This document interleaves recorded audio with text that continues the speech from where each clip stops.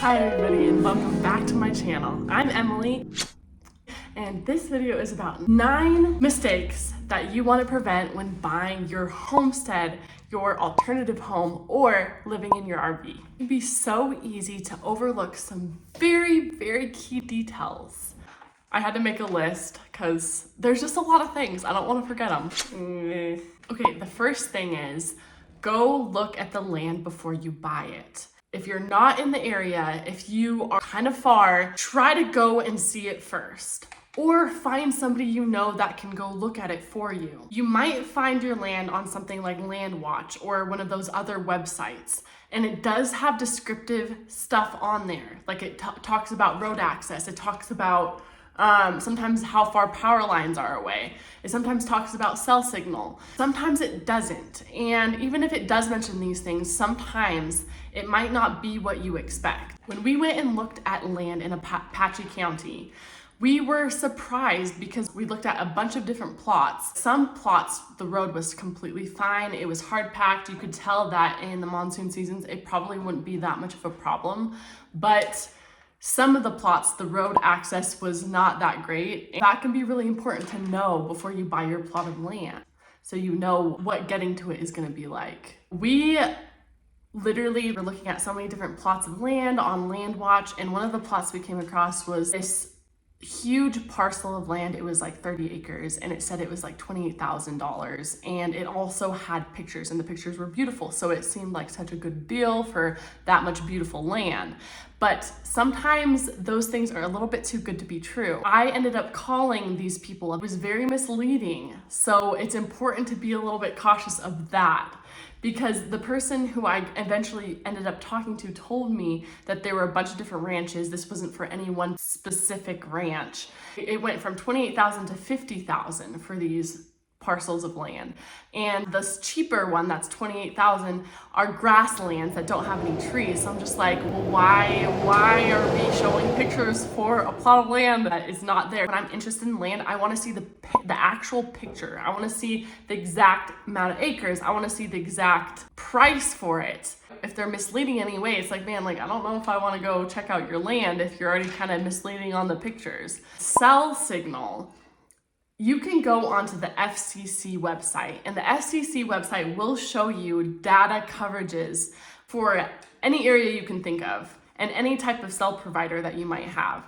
So that's really helpful. But even with that, you don't really know specifically. We went and looked at this plot of land, and on the main highway, which was like maybe 10 minutes outside of the plot we were gonna look at, was full bars, completely great coverage. When we started to go on some of those dirt back roads, it was like sometimes getting to like 1 or 2 bars.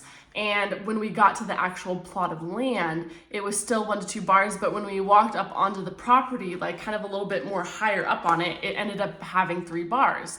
But this wasn't the case for like every single plot that we looked at. If you don't care about cell signal, that's totally fine. If you don't care about getting, good internet and you're okay with satellite, it's totally fine. But if you have to work remotely, or if you need any type of high-speed internet, that's obviously going to be an issue. Now, there is things like Starlink, but you have to look and see if they have it in your area. Or you can run a jetpack from Verizon, which kind of works as like a hotspot. So if you get good cell signal, this could be a really good alternative to satellite internet with higher upload speed. Another thing that can be important to think about is how far do you want to be from amenities? Some people are okay with being hours away from like the nearest hospital, hours away from the nearest grocery store. Some people don't care, and that's totally fine. But if you do want to be in a more rural area, but you don't want to be super far from amenities, you want to be more like a half an hour away, maybe like 40 minutes, that could be important too. Okay, so the next thing is zoning and permits. So obviously for a homestead, you need to have the right zoning. Every state and county is different with zoning laws. So it's important to look into what the zoning is for the plot of land that you're interested in. We chose Apache County because they have really relaxed laws. You can live in your RV on a plot of land. You can only stay there for like maybe 30 to 90 days if you don't have a septic tank. But once you install a septic tank, you're good to go. So it just has to be approved. We actually called the county, and it was funny because the person we talked to was just like super friendly, and we were asking if we could do like a yurt or like a teepee home eventually, and they were like, oh yeah, you know, and they're like, oh, we just want to come by and make sure it's tied down right, just in case there's like heavy wind and like you're safe. So it's like they don't seem like they care that much. They're really flexible as long as you're safe. So if you're ever like wondering or you're in doubt about your specific area, you can just like call the county zoning office, you know, and you can ask. Okay, and this might be an obvious one, but you know, sometimes I think it can be easy to overlook it. Like, is this plot of land on a floodplain? Usually when you're looking at the plots of land on whatever website you're on, it should say if it's on a floodplain or not. And if it doesn't say, you can ask them when you call.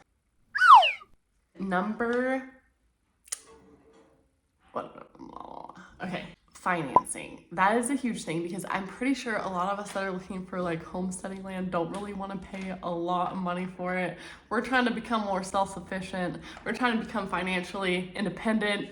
You know what I mean? Like financially free. So it's like, I know for us, we're like, okay, well, how can we get a really cool plot of land that doesn't need like a really high down payment? An alternative to this is owner financing. We want to dig a driveway and we want to have a septic tank because we're going to be living in our RV for a little while till we build something. And they were like, well, you can't build anything, you can't do a driveway until you own the land. So it's like, why would I buy a plot of land if I'm not going to do anything with it? You know what I mean? Am I just going to let it sit there for 5 years until I pay it off? No, that's not what I'm planning on doing. So that can kind of be a little bit of like a scam, like a little bit misleading. So it's important to ask that too before you move forward on a plot of land, because if you do want to do something with the land before you own it, they still will be able to work something out with you, but usually you have to pay a way bigger down payment, you know, to get the deed so you can do what you want with the land. So instead of it being $1,500, you might have to pay like $4,800, $4,500, you know, $5,000. So it's like, do you have that? You know what I mean? Also, when it comes to your contract for owner financing, sometimes if you miss a payment, like over like 40 days, they take the land back. So it kind of like negates any payments you've already made on it. So you have to be really careful when you read that contract. So you're following it and you get to keep your land. All right, so the next thing is sewer. If you want to live in your RV, where we're going, you have to have a permitted septic tank, and this could cost money. Sometimes it can cost a few grand, maybe a little bit more. So knowing the cost of what you're going to be getting into is important before you get started. Or you might have to look into what other type of rules and laws they have in the area. You might be able to do compost as long as you follow the rules and regulations for it. In Apache County, they allow a composting system, but you just have to follow their regulations. It's not that hard to set up. And then they can come out and they can approve it for you. So it can be done virtually like very, very low cost. It's a nice option to have that, and I don't think all counties have that. So you kind of have to look into what you have to do first. Is electric. Sometimes on the website, when you see the plot of land, it might show how far away electrical lines are. But I mean, if a lot of you who are watching this are like, I don't really want to use electric, I'm trying to do a homestead, I'm trying to be off grid. You know, it's like, okay, maybe you don't really care.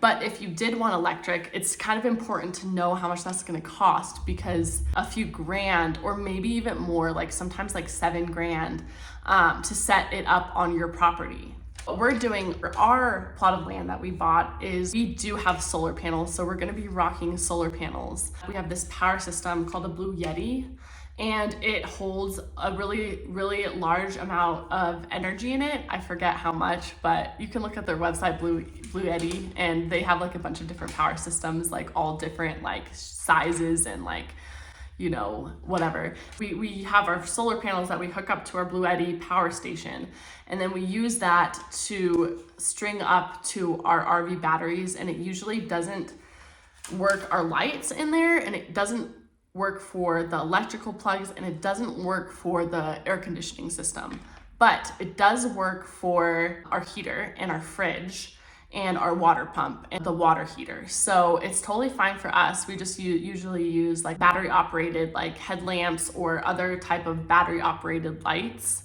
So that totally works for us.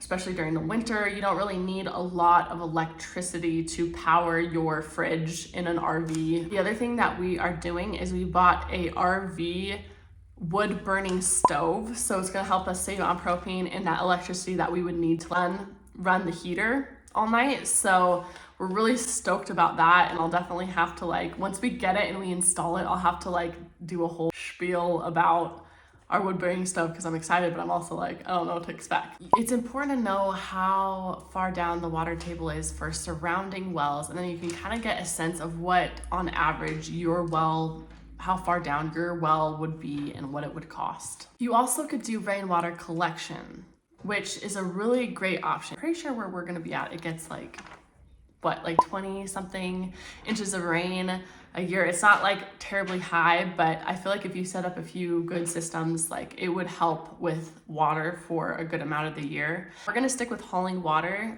because our water table is like a little bit far down there. So we're like, yeah, don't really have thousands of dollars for that right now. So all I can say is it is a fun, interesting adventure buying homestead land. Whew. Thank you for watching this video. If you liked it, if you thought it was helpful, please leave a comment. I will see you guys next time.